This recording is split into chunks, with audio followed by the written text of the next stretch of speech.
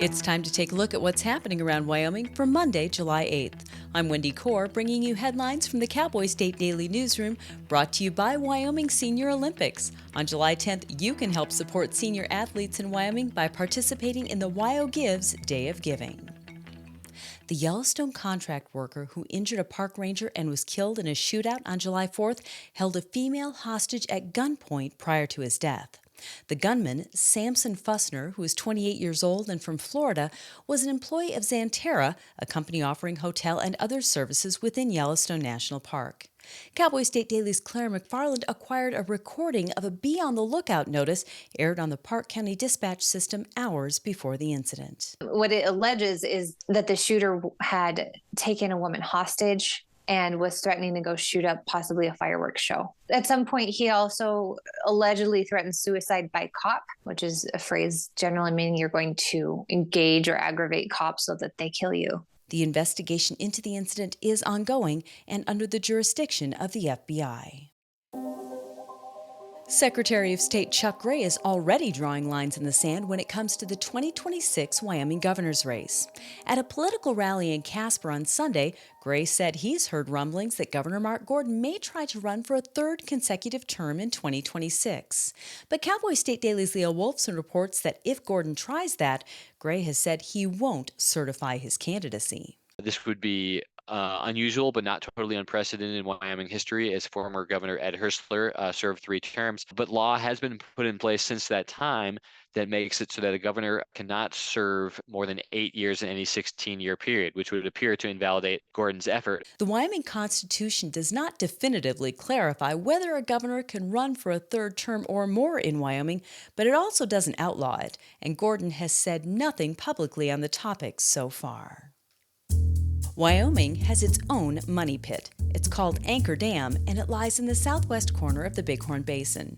The valley where the dam was built looks picture perfect for a dam, but Cowboy State Daily's Renee Jean reports that the dam has never held any of the water it was designed for. I think geologists were fooled by the fact that there was so much chugstone sediment there that normally doesn't leak. But there were fault lines that made that a much more highly fractured rock than expected. It was also thinner in the location where they moved the dam to. They decided they had to move it further up. That turned out to be a little too thin.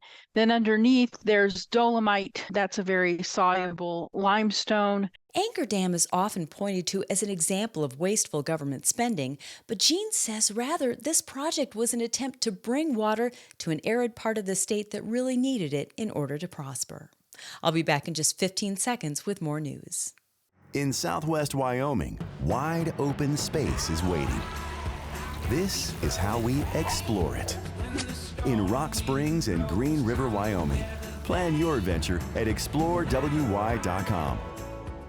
Anonymous bidders in auctions operated over a private online network by Wyoming's Office of State Land and Investments don't always tell the full story of an entity's ulterior motives. Some energy industry participants in this week's Wyoming-led oil and gas lease auction are wondering if the Wyoming Outdoor Council, or even an activist billionaire, might try to scuttle the sale, according to energy reporter Pat Mayo. There's a lot of disdain I'm finding out for the Wyoming Outdoor Council because they've gotten to the point now where theoretically, you're taking leases out of the hands of oil and gas companies, then that hurts education in Wyoming, right? Because a lot of that money, that royalty money goes directly to education.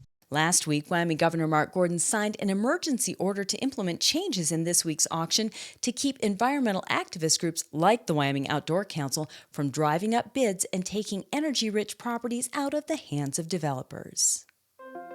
And when the Cody Theater opened on the historic western town's Main Street, one of its main attractions was being the first air-conditioned building in Wyoming. It was a great selling point for 1937 movie-going audiences. Nearly 90 years later, the theater's cooling unit is the ultimate example of if it ain't broke, don't fix it, according to Cowboy State Daily's Andrew Rossi. It was the first building in the state of Wyoming to have air conditioning, this giant swamp cooler that just sprays water and then it gets evaporated and cooled and moved throughout the building. And the thing that stuck out to me is when we were talking about it, they said that, is this the most cost-efficient option? No, it's a nightmare. For them, it's about preserving the integrity of the Cody Theater. Despite its age, the Cody Theater's swamp cooler still performs remarkably well. The feedback they get from summer audiences is that it often works too well. And that's today's news. Get your free digital subscription to Wyoming's only statewide newspaper by hitting the daily newsletter button on cowboystatedaily.com. And you can watch this newscast every day by clicking subscribe on our YouTube channel. I'm Wendy Corr for Cowboy State Daily.